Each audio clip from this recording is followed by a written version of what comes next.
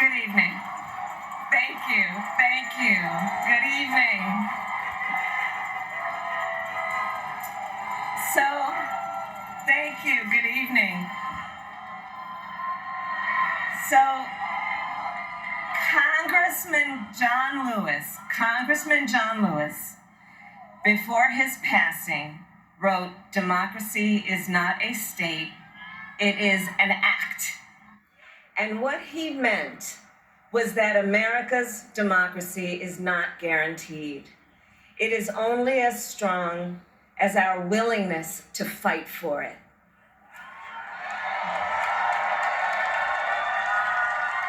To guard it and never take it for granted. And protecting our democracy takes struggle, it takes sacrifice, but there is joy in it, and there is progress, because we, the people, have the power to build a better future.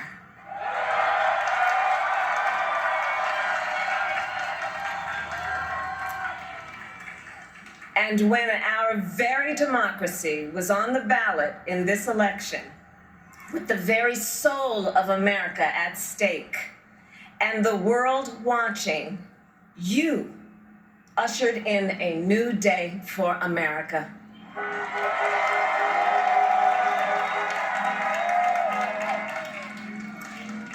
To our campaign staff and volunteers, this extraordinary team, thank you for bringing more people than ever before into the democratic process. And for making this victory possible. To the poll workers and election officials across our country who have worked tirelessly to make sure every vote is counted, our nation owes you a debt of gratitude.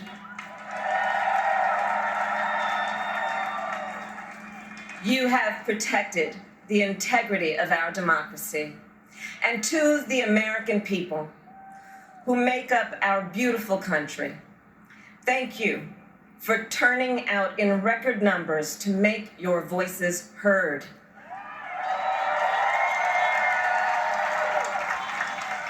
And I know times have been challenging, especially the last several months. The grief, sorrow, and pain, the worries and the struggles. But we have also witnessed your courage, your resilience, and the generosity of your spirit. For 4 years, you marched and organized for equality and justice, for our lives and for our planet. And then you voted. A clear message. You chose hope and unity, decency, science, and yes, truth.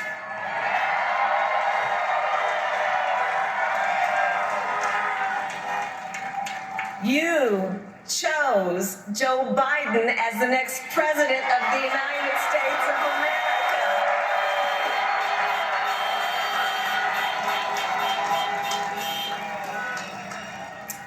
And Joe is a healer, a uniter, a tested and steady hand, a person whose own experience of loss gives him a sense of purpose that will help us as a nation reclaim our own sense of purpose. And a man with a big heart who loves with abandon. It's his love for Jill, who will be an incredible First Lady.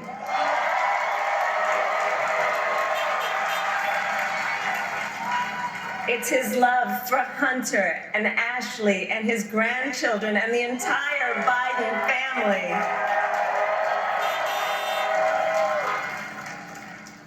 And while I first knew Joe as vice president, I really got to know him as the father who loved Bo, my dear friend who we remember here today. And to my husband, Doug,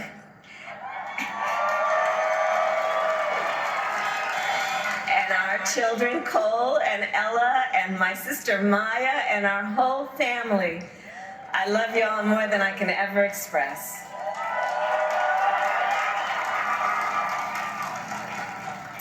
We are so grateful to Joe and Jill for welcoming our family into theirs on this incredible journey.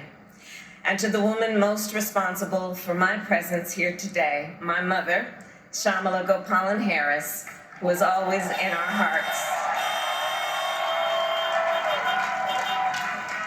When she came here from India at the age of 19, she maybe didn't quite imagine this moment, but she believed so deeply in an America where a moment like this is possible. And so I am thinking about her and about the generations of women, Black women,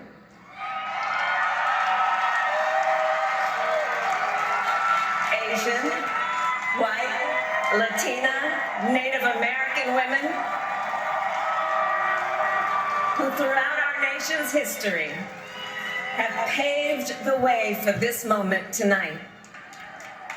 Women who fought and sacrificed so much for equality and liberty and justice for all, including the Black women who are often, too often, overlooked, but so often prove they are the backbone of our democracy.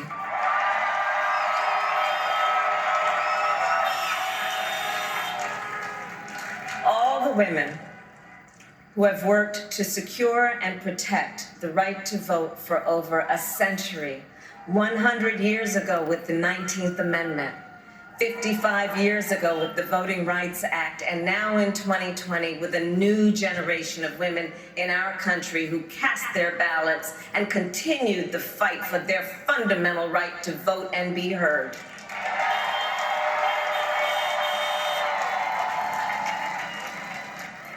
Tonight I reflect on their struggle, their determination, and the strength of their vision to see what can be unburdened by what has been.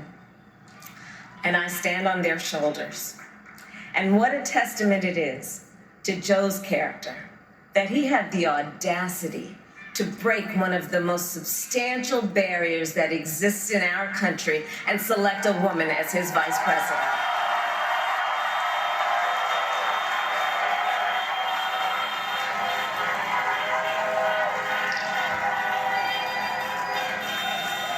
But while I may be the first woman in this office, I will not be the last.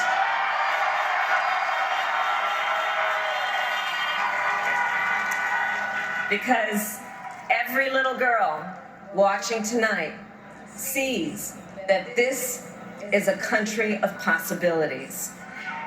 And to the children of our country, regardless of your gender, our country has sent you a clear message. Dream with ambition, lead with conviction, and see yourselves in a way that others may not, simply because they've never seen it before. But know that we will applaud you every step of the way.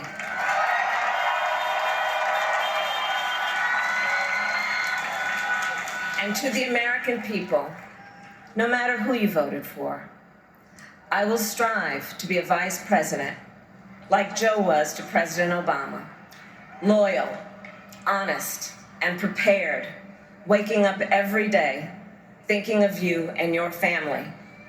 Because now is when the real work begins, the hard work, the necessary work, the good work, the essential work to save lives and beat this epidemic, to rebuild our economy so it works for working people, to root out systemic racism in our justice system and society, to combat the climate crisis, to unite our country and heal the soul of our nation.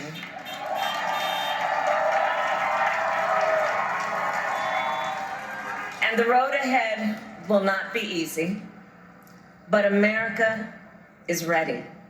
And so are Joe and I.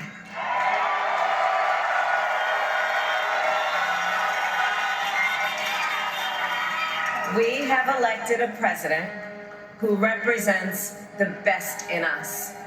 a leader the world will respect and our children will look up to. A commander-in-chief who will respect our troops and keep our country safe. And a president for all Americans.